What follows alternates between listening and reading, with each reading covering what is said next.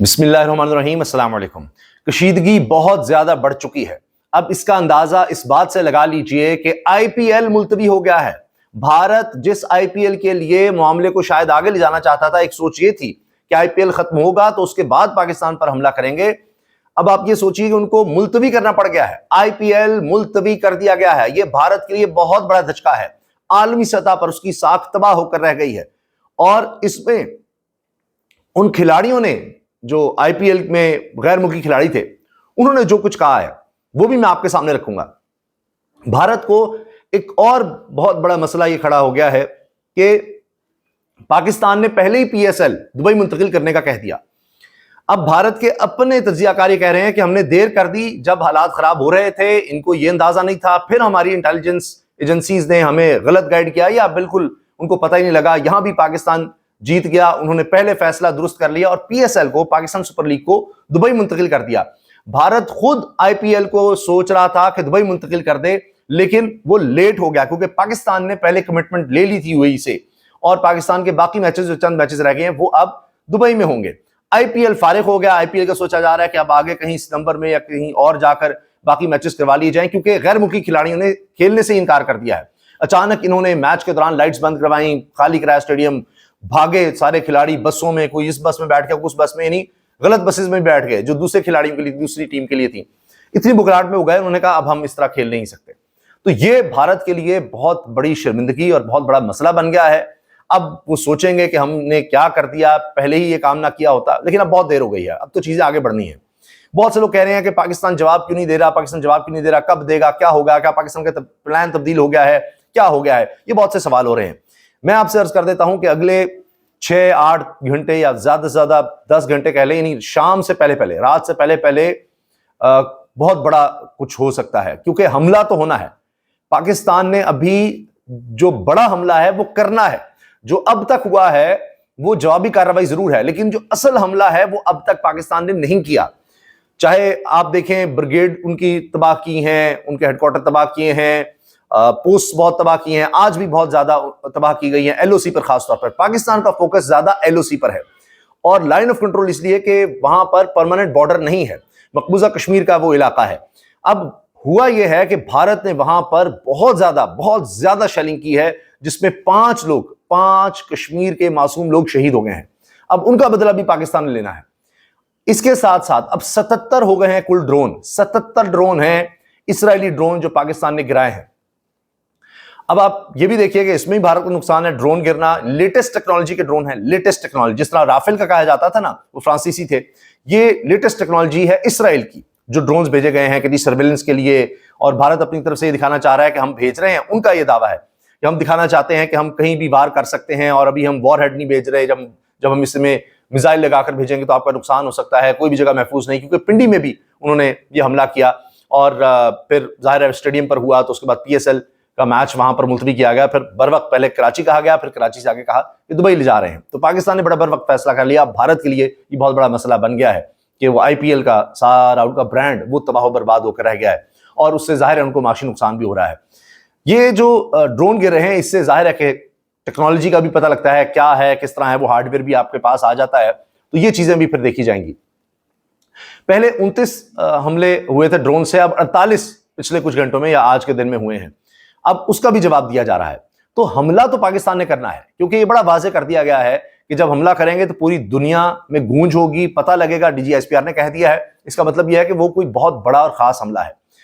अगर वो शाम से पहले पहले, यानी आप अंदाजा लगा लीजिए 6 घंटे कह लें ज्यादा से ज्यादा, रात से पहले पहले, क्योंकि पाकिस्तान का वार ज्यादा इम्कान यह है कि वो दिन में होगा, क्योंकि भारत ने रात की तारीकी में बुज़लाना वार किया है शहरियों पर। तो उसका बदला हम दिन की रोशनी में लेंगे और दिखा कर लेंगे, बता कर लेंगे, सारी दुनिया उसको देखेगी। ज्यादा इम्कान इसका है। वरना जी रात बहुत तवील भी हो सकती है और रात में भी कुछ हो सकता है, ज्यादा इम्कान दिन का है। तो हमला तो होना ही होना है, बड़ा हमला होना है। फिर ये जो लाइन ऑफ कंट्रोल पर कशीदगी शदीद चल रही है, लड़ाई बहुत ज्यादा वहां पर हो रही है, बहुत ज्यादा फायरिंग हो रही है और ये अब मोमेंटम और ज्यादा खतरनाक हो रहा है, कशीदा हो रहा है, जिसकी सबसे बड़ी मिसाल मैंने आपको दी कि आईपीएल का मुलतवी होना, पीएसएल का दुबई में जाना। तो जाहिर है कि दोनों तरफ से ये कुछ सोच है कि मामला अब और गंभीर होने जा रहे हैं। इसके अलावा भारत ने ये किया है कि 8,000 ट्विटर अकाउंट बंद करने का कह दिया मोदी ने।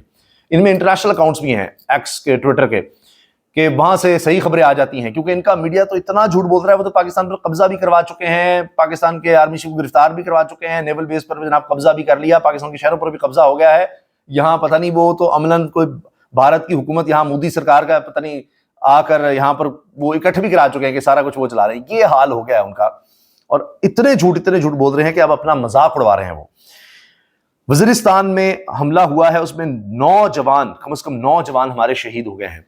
ये बताया जा रहा है खुरासान डायरी की तरफ से भी और दीगर इदारों की तरफ से भी कि चेक पोस्ट पर हमला हुआ है, और फिर जो वहां पर रेस्क्यू या पीछे से जो फोर्सेस जा रही थी, जो जवान जा रहे थे उनकी मदद के लिए, उनको एम्बुश किया गया है, घात लगाकर उन पर हमला किया गया है, जिसमें 9 हमारे जवान शहीद हुए हैं और 5 जख्मी भी हुए हैं। ये अब इस वक्त की सूरत हाल है। अच्छा, अब दूसरी तरफ क्या हुआ है कि चूंकि हुकूमत ने 2 नंबरी करने की कोशिश की कि एक दफा कहा जी आए, कौमी यकजहती के लिए आए, आपके साथ अच्छा सलूक होगा, तरीके इंसाफ के लिए अब इस वक्त हमें इकट्ठे होना है और साथ मिलकर चलना है, बाद में लड़ते रहेंगे। आपको बताया तातार ने भी कहा, शहबाज शरीफ ने भी कहा, सबने कहा, लेकिन क्या हुआ? उल्टा किया इन्होंने, इमरान खान से मुलाकात तक नहीं होने दी जो उनकी होना थी। अब बार बार यह कहा जा रहा है कि इमरान खान की जान को खतरा है और उसके बारे में तफसील से बात भी की जा रही है। अब बहुत बड़ी खबर मैं आपसे शेयर कर रहा हूं कि बकायदा अब पहली मर्तबा इमरान खान की पैरोल पर रिहाई के लिए दरखास्त चली गई है। अली मीन गंडापुर ने इस्लामाबाद हाई कोर्ट में दरखास्त दायर की है। अली मीन गंडापुर ऐसे नहीं आते, आम शख्सियात से मिल भी चुके हैं, अब उनको भी नहीं मिलने दिया गया। तो अली मीन गंडापुर ने अब इस्लामाबाद हाई कोर्ट में दरखास्त दी है और उसमें कहा है कि तो दरखास्त में बहुत सी बातें हैं, बड़े बड़े वकला का इसमें हाथ है और उन्होंने सोच समझ कर दरखास्त लिखी है। आलमी सतह के कवानीन भी और मिसालें भी इसमें दी गई हैं। नेल्सन मंडेला की मिसाल दी गई है। इमरान खान पर सारे केस पॉलिटिकल हैं, फिर उनकी जान को खतरा है, उन्होंने कभी कोई कानून और जेल का मैनुअल नहीं तोड़ा, उनको पैरोल पर रिहाई दी जाए। कौमी यकजहती को नुकसान हो रहा है इमरान खान की इस वक्त नाहक कैद से, ये इस दरखास्त में कहा गया है। जान को खतरे की बात की गई है कि पिंडी में भी ड्रोन हमला हुआ है, 77 ड्रोन हमले हो चुके हैं, और पिंडी में हमले का मतलब है कि भारत खास तौर पर अडयाला जेल को भी निशाना बना सकता है कि पाकिस्तान में एक और क्राइसिस जन्म ले ले। और मोदी तो वैसे भी दुश्मन है इमरान खान का, क्योंकि जितना इमरान खान खिलाफ बोला है मोदी के, जो बयानिया मोदी के खिलाफ इमरान खान ने बनाया है, आरएसएस के खिलाफ इमरान खान ने बनाया है, आज तक किसी नहीं बनवाया। तो जाती सतह पर जाकर उसने जवाब दिए हैं। आज आप हुक्मरान खानदान को देख लें, वो तो नाम तक नहीं लेते मोदी का कंडेम करने के लिए, बस दुश्मन कह देंगे, ये कर देंगे, वो कर देंगे, कोई ऐसी बात नहीं करते।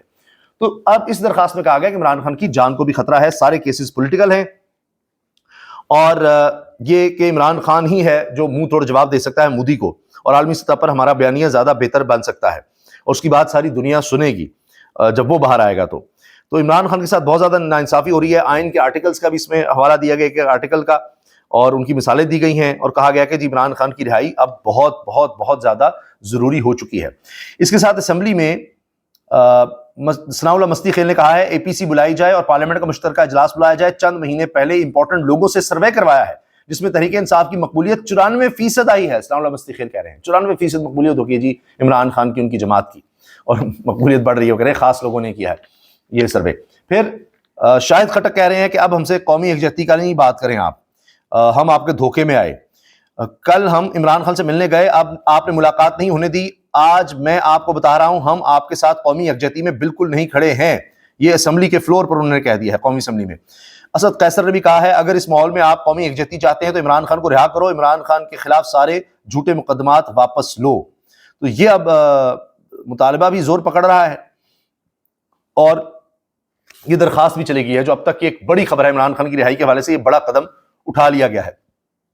आखिर में मैं आपसे अर्ज कर दूं, जब यानी एक तरफ जब जंग लगी हुई है तो दूसरी तरफ क्या हो रहा है कि पीटीआई की लीगल टीम ने मखसूस नशिस्तों के फैसले के खिलाफ नजरसानी की पहली समात पर किया गया ऑर्डर ऑफ कोर्ट लेने के लिए अप्लाई किया, तो इनको मुकम्मल ऑर्डर तक नहीं दिया जा रहा। इनको सुप्रीम कोर्ट जरा ने बताया कि 2 जजेस ने हुकूमत और इलेक्शन कमीशन की नजरसानी दरखास्तें मुस्तरद करने का जो फैसला लिखा है, इसकी वजह से हमें ऑर्डर ऑफ द कोर्ट देने से रोका गया है। यानी इसका मतलब यह है कि जस्टिस आयशा मलिक साहिबा और जस्टिस अकील अब्बासी ने जो फैसले लिखे हैं कि दरखास्तें मुस्तरद की जाती हैं, नजरसानी होनी चाहिए मखसूस नशिस्तों के केस में, वो तरीके इंसाफ का हक है, ये इलेक्शन कमीशन की मिलीभगत है, सारा इन्होंने गलत ये केस बनाया, पहले ही हम ये फैसला दे चुके हैं। तो अब इस वजह से उन्होंने जो जो उसमें आर्गुमेंट्स किए होंगे, उनका किसी के पास कोई जवाब नहीं है, या जो उन्होंने उसमें दलीलें दी होंगी अपने फैसले में, वो किसी के पास जवाब नहीं होगा। इसलिए अब वो फैसला नहीं दिया जा रहा कि उन्होंने क्या लिख दिया है। और आप सोचिए कि इस वक्त क्या हालात हैं, एक तरफ जंग लगी हुई है और दूसरी तरफ यहां पर पॉलिटिकल विक्टिमाइजेशन साथ साथ जारी है। इजाजत दीजिए, अल्लाह हाफिज।